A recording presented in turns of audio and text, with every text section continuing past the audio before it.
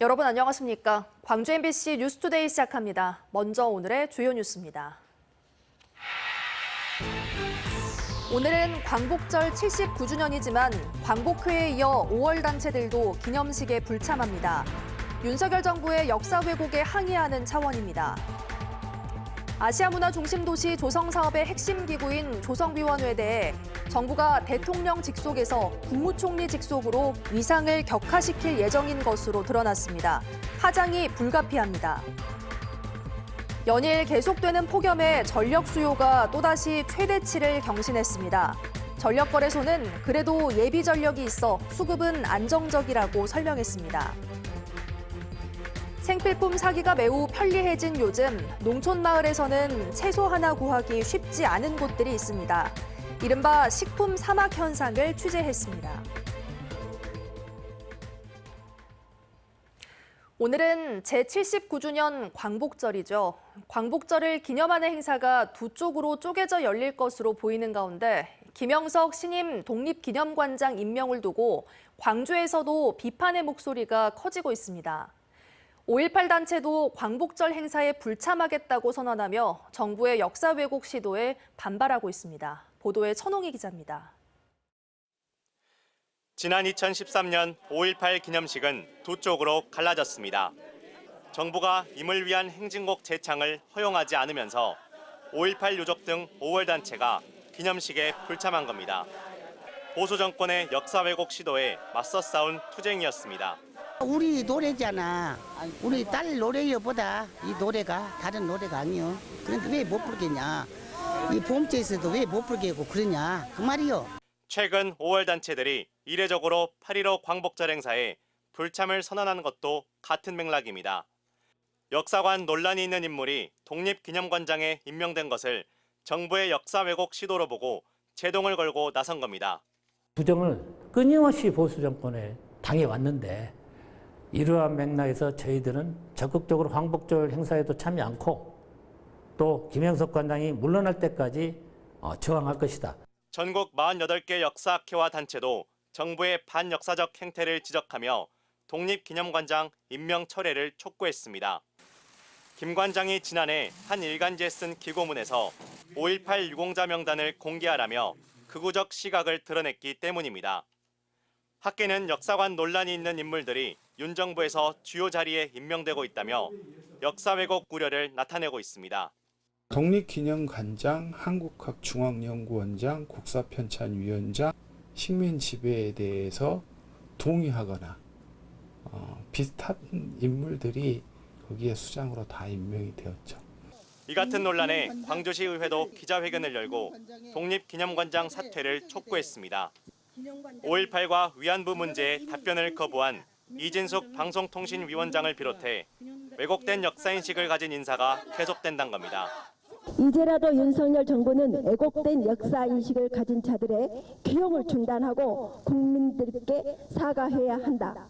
윤석열 정부 들어 계속되고 있는 역사 왜곡 우려에 정부가 입맛대로 역사를 바꾸려고 하는 것은 아닌지 비판의 목소리가 커지고 있습니다.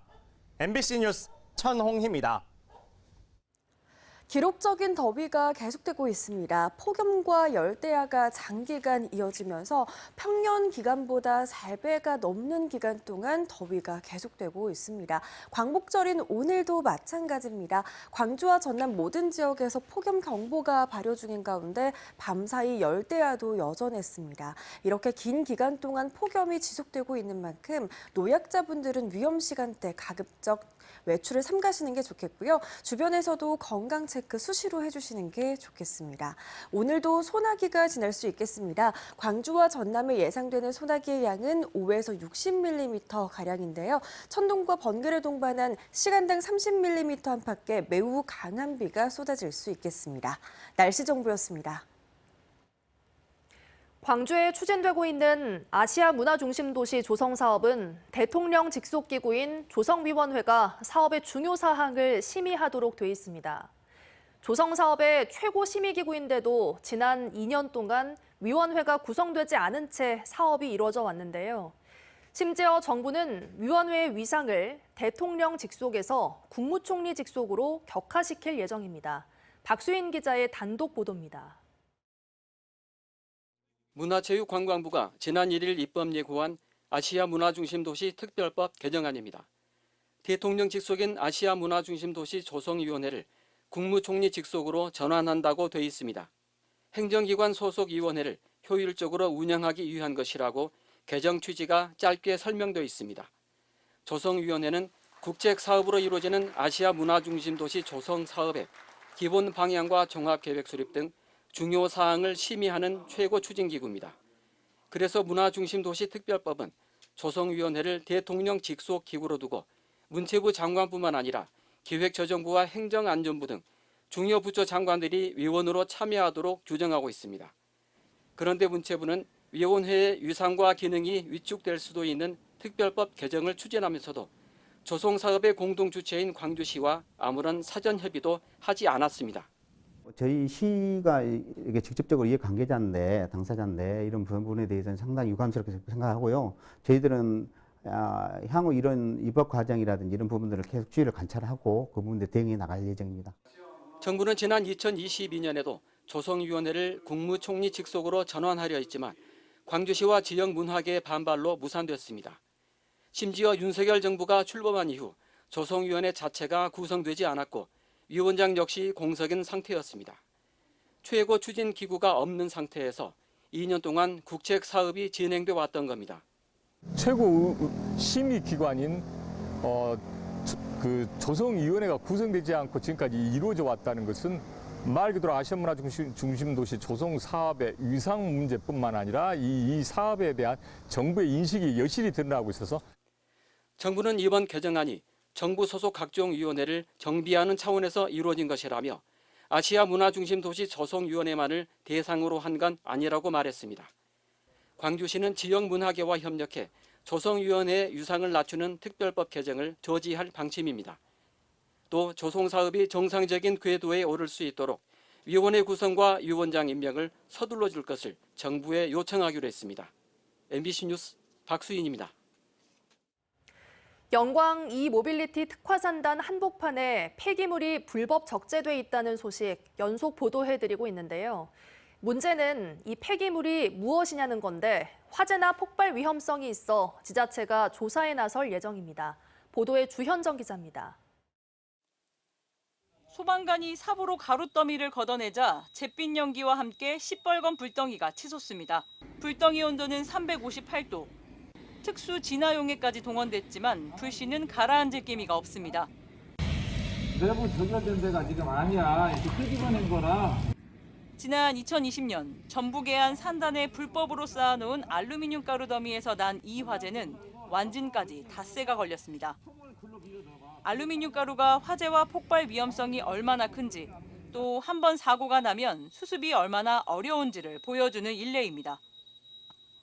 문제는 영광 대마산단의 한 공장에서 발견된 폐기물 더미도 알루미늄 가루일 수 있다는 겁니다. 공장 2개 동에 쌓인 채 발견됐는데 최소 10개월 이상 방치된 것으로 군은 보고 있습니다. 본인 말로는 태국에 이제 수출해야 되는 원료라고는 이야기를 그렇게 들었대요. 알루미늄 관련 원료를 정말 싸는 거라고 하는데. 소형 전기자동차를 만들겠다고 신고해놓고 건물을 불법 임대해 준 겁니다. 알루미늄 가루 더미는 특히 요즘처럼 기온과 습도가 높은 계절에는 더 위험할 수밖에 없습니다. 물이 닿으면 쉽게 폭발하고 유독가스도 심해 진화가 쉽지 않기 때문입니다. 결국은 이 알루미늄 분말을 잘못 관리했었을 때 대형 화재라든가 질병 이런 큰 문제가 있을 수 있죠.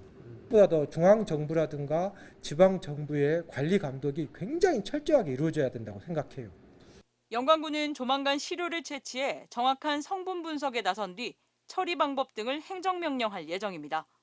MBC 뉴스 주현정입니다. 전남경찰청이 공사 현장에서 민원을 처리해주겠다며 금품을 챙긴 순천시 의원에 대해 사전 구속영장을 신청했습니다. 해당 시의원은 지난 4월 순천시의 공사 현장에서 건설업체로부터 민원 등의 편의를 봐준 대가로 금품 수천만 원을 요구한 혐의를 받습니다. 이 사건의 영장실질심사는 이번 주 광주지법 순천지원에서 열릴 예정입니다. 장성에서 학교 급식실 에어컨을 설치하던 20대 남성이 온열 질환 증세로 숨졌습니다. 전라남도는 그제 오후 4시 40분쯤 장성군의 한 중학교 급식실에서 28살 양 씨가 온열 질환 증세로 쓰러져 병원으로 옮겨졌지만 숨졌다고 밝혔습니다. 양 씨는 아르바이트로 급식실 에어컨을 설치하던 중 어지럼증 등을 호소한 것으로 알려졌습니다.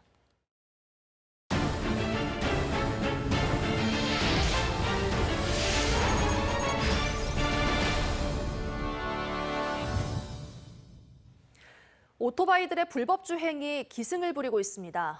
빠른 배달 등을 이유로 인도 위까지 질주하면서 시민들은 혹여 사고가 나진 않을지 불안해하고 있습니다. 안준호 기자가 취재했습니다. 해가 진 시각 목포의 한 인도. 산책을 즐기러 나온 시민들이 가득합니다.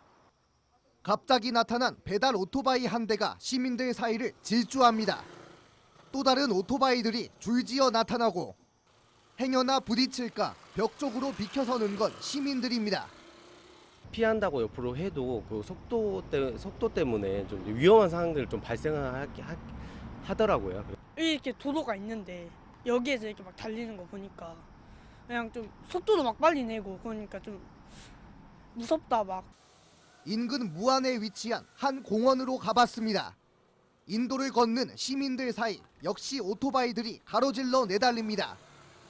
한낮에도 상황은 다르지 않습니다. 영업용 오토바이는 물론 우편 배달 오토바이까지 도로가 아닌 인도를 이용합니다. 자전거를 타던 학생부터 어르신까지 보행로를 오토바이에게 내어주고 있는 겁니다.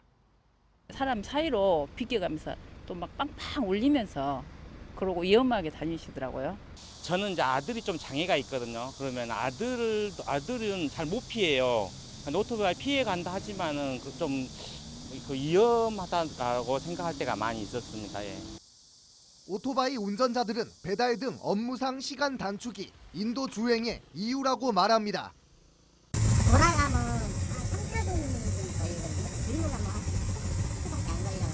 오토바이가 인도 통행 중 사람을 다치게 한 경우 교통사고 처리 특례법에 따라 5년 이하의 금고 또는 2천만 원 이하의 벌금형에 처해집니다.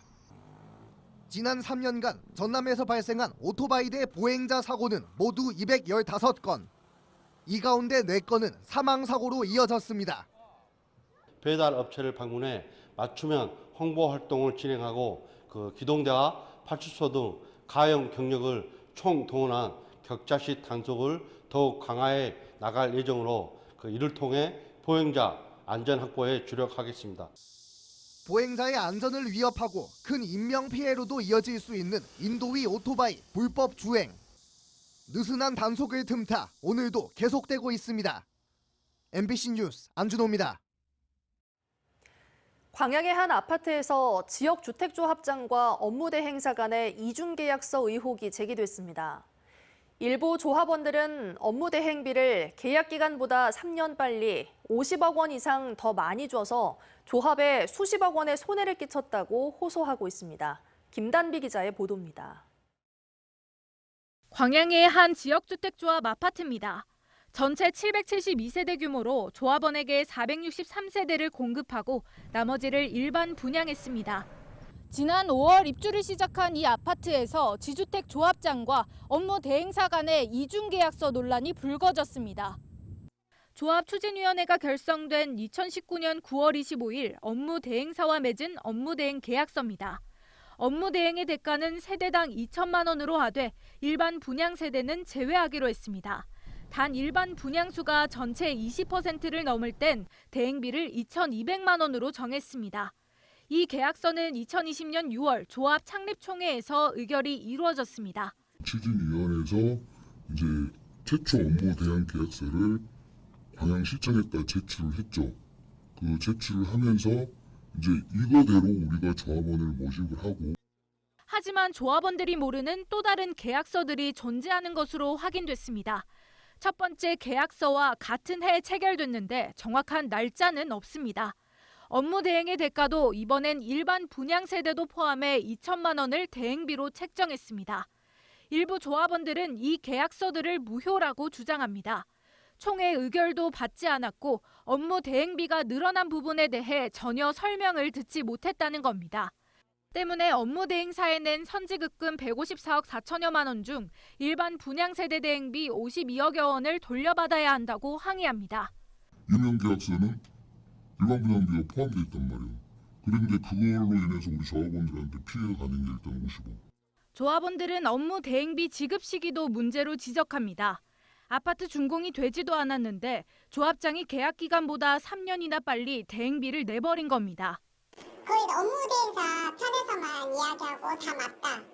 결국 한 조합원은 업무상 배임죄로 조합장을 경찰에 고소했습니다. 조합장은 경찰 수사 중이기 때문에 말을 할 수 없다며 일부 조합원들이 제기한 문제는 사실이 아니라고만 답했습니다. 경찰 조사 중에 있으니까 제가 경찰 조사 나오면 얼마든지 다 들든지 뭐. 광양시는 업무 대행사와의 계약 변경이 있는 경우 조합원에게 공개하는 것이 맞다며 홈페이지에 알렸는지 등 증빙 자료를 지역주택조합에 요청했습니다. MBC 뉴스 김단비입니다.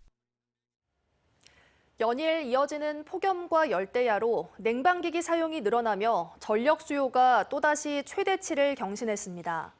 전력거래소는 그제 오후 6시 기준 최대 전력 수요는 94.6기가와트로 여름과 겨울철을 통틀어 역대 가장 높게 집계됐다고 밝혔습니다. 전력거래소는 다만 예비력은 10.1기가와트로 전력 수급은 안정적으로 유지되고 있다고 설명했습니다. 국민의힘이 최고위원회를 통해 김화진 전남도당 위원장을 국민통합위원장으로 임명했습니다. 김화진 위원장은 전남 지역 당협위원장과 광주시 기초의원 등의 활동 경험을 바탕으로 호남 민심을 대변해 전국 정당의 기틀을 마련하는 역할에 매진하겠다고 밝혔습니다. 김화진 위원장은 지난 2021년도부터 현재까지 전남도당 위원장에 3번 연속 당선돼 활동 중입니다.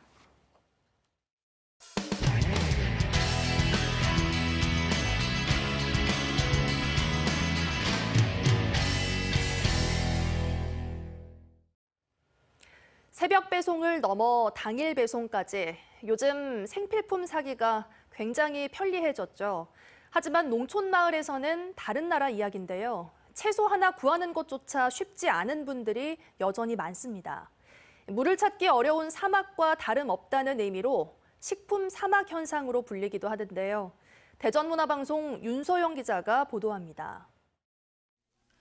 주민 대부분이 70대 이상인 부여의 한 마을. 주민들이 매일 모여 점심을 먹는 마을회관에 가봤습니다.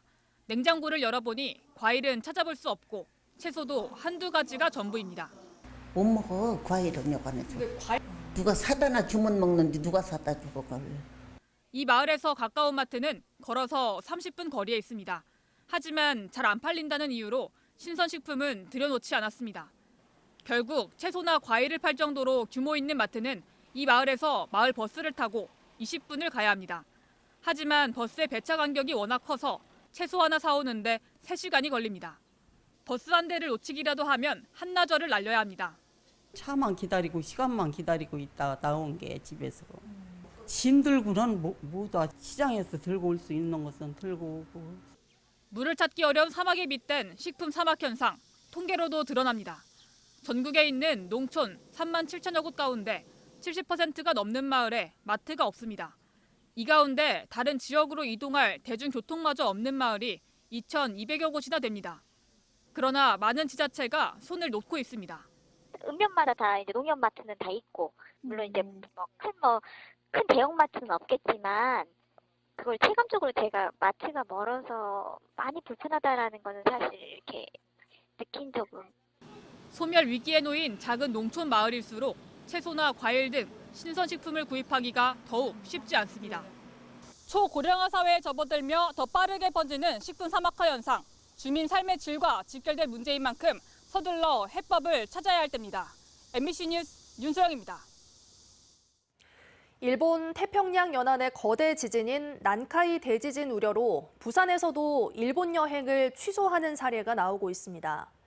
코로나19 이후 겨우 되살아난 부산 관광업계도 지진 불안 심리에 악영향을 받을까 상황을 예의주시하고 있습니다.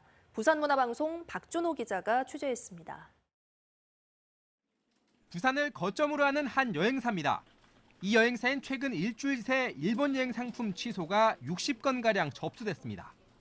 평소 10% 미만이던 취소율이 20% 안팎까지 오른 상황. 일본 난카이 대지진을 우려해 위약금을 감수하고도 여행을 취소한 겁니다. 한 달에 한 300명 정도가 예약이 일본 쪽이 들어오는데 그중에서 한 60명, 70명 정도가 취소가 났으니 한 20% 정도 취소가 났다고 봐야 되고. 일본을 오가는 부산항 여객 선사들도 대규모 여행 취소 사태가 발생할까 예의주시하고 있습니다. 한 선사의 경우 최근 30명이 예약을 취소한 걸로 파악됐습니다. 배편 일본 여행은 단체인 경우가 많은데 일행 한 명이 여행을 포기하면서 줄줄이 취소로 이어진 겁니다. 4명, 6명, 10명 이런 사람들 가는데 그 멤버들이 겁을 내가지고 여행을 다음 좋은 날에 하자 하면서 전화를 많이 왔는데 그중에서 취소는 30명이 됐습니다. 올해 들어 김해공항 해외여행객은 504만 9천여 명, 이 중 일본 여행객이 194만 6천여 명으로 38%에 달해 가장 많습니다. 업계에선 엔저 현상 특수로 일본 여행이 인기를 끌었지만 최근 엔화 가치가 오르고 대지진 우려까지 겹치면서 여행업계 전반이 타격을 입지 않을까 우려하고 있습니다. 일본 정부는 오는 15일 오후까지 별다른 지진 징후가 없다면 거대 지진 임시경보를 해제할 방침입니다. MBC 뉴스 박준호입니다. 지체장애인들은 피서철에 바다를 찾아도 모래사장을 오갈 수도 없고 바닷물에 들어갈 엄두조차 내지 못했는데요. 영덕에서 장애인들을 위한 무장애 해수욕장 시범 사업이 처음 시작돼 관심을 모으고 있습니다. 포항문화방송 김형일 기자가 보도합니다. 장애인이 타고 있는 수상 휠체어가 해수욕장 모래사장 위를 지나 시원한 바닷물 속으로 빠져들어갑니다. 젊은 시절 해마다 찾던 바다였지만 사고로 장애를 겪게 된 이후 7년 만에 처음 바다에 들어갔습니다. 아주 기분이 상쾌하고 좋지요. 옛날 그런 기억도 떠오르고 옛날에 낚시도 많이 되는 사람입니다. 수상 휠체어는 바닷물에 쉽게 뜰 수 있도록 특수 제작돼 보조원의 도움으로 지체장애인도 안전한 물놀이가 가능해졌습니다. 그동안 푹푹 빠지는 모래사장에다 물속에서도 몸을 가누기 힘든 지체장애인들에게 해수욕장은 가장 넘기 힘든 장애로 인식돼 왔습니다. 첫째 위험성이 있고 둘째 접근한다는 자체가 힘들어요. 사실은 힘들고 그다음에 제가 물에 오면은 가족들이나 주위 사람들이 도움을 받기 때문에 그 사람도 불편하게 하는 부분들이 또 있어요. 영덕 고래불 해수욕장은 경북 동해안에서는 처음으로 문화체육관광부의 장애물 없는 열린 관광지 조성 사업에 선정됐는데 수상 휠체어와 함께 바다까지 이어지는 휠체어 이동 데크와 장애인용 샤워실 등 무장애 편의시설도 조성할 계획입니다. 이제 열린 관광지를 조성을 하는 사업인데요.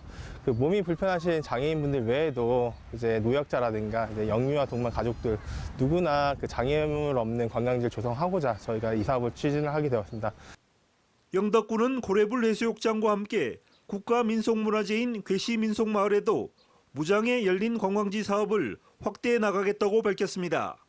MBC 뉴스 김형일입니다. 광주의 취업자 수와 고용률이 1년 전보다 개선된 것으로 나타났습니다. 호남지방통계청이 발표한 7월 고용 동향에 따르면 광주의 취업자 수는 78만 4천 명으로 1년 전보다 1만 명 늘었고 고용률은 61.3%로 0.8%포인트 상승했습니다. 업종별로는 서비스업과 관공업 분야에서 취업자 수가 늘어난 반면 도소매업과 음식업, 건설업 분야에서는 취업자 수가 줄어든 것으로 집계됐습니다. 기록적인 더위가 이어지고 있습니다. 폭염과 열대야수가 평년 기간의 3배가량 긴 기간 동안 이어지면서 심한 더위가 장기화되고 있습니다. 광복절인 오늘도 마찬가지입니다. 광주와 전남 모든 지역에서 폭염 경보가 발효 중인 가운데 밤사이 열대야도 여전했습니다. 이렇게 긴 기간 폭염과 열대야가 이어지고 있는 만큼 노약자분들은 위험 시간대 외출은 가급적 삼가시는 게 좋겠고요. 주변에서도 건강 체크 수시로 잘 해주셔야겠습니다. 오늘도 소나기가 지날 수 있겠습니다. 광주와 전남에 5에서 60mm가량의 비가 예상되고요. 천둥과 번개를 동반한 시간당 30mm 안팎의 매우 강한 비가 쏟아질 수 있겠습니다. 오늘도 깨끗한 하늘 드러나 있습니다. 맑은 하늘 사이로 뜨거운 볕이 내리쬐겠습니다. 기온은 어제와 비슷하겠습니다. 광주의 현재 기온 25도 보이고 있고요. 한낮 기온 34도 안팎까지 치솟겠습니다. 목포의 낮 기온도 33도 안팎까지 올라 더운 날씨가 예상되고요. 구례의 낮 기온은 무려 35도까지 치솟겠습니다. 바다의 물결 잔잔하게 일겠습니다. 전해상에서 최고 1m로 예상됩니다. 이번 주말까지도 폭염경보 수준의 더위는 계속되겠고요. 다음 주 화요일 비가 내리면서 기온 31도 안팎까지 낮아지겠지만 체감 온도는 이보다도 높아서 폭염은 지속되겠습니다. 날씨 정보였습니다. 이상으로 뉴스 마칩니다. 함께해 주신 여러분 고맙습니다. 언제 어디서나 내 손 안의 뉴스. 광주 MBC 뉴스 유튜브 구독으로 함께하세요.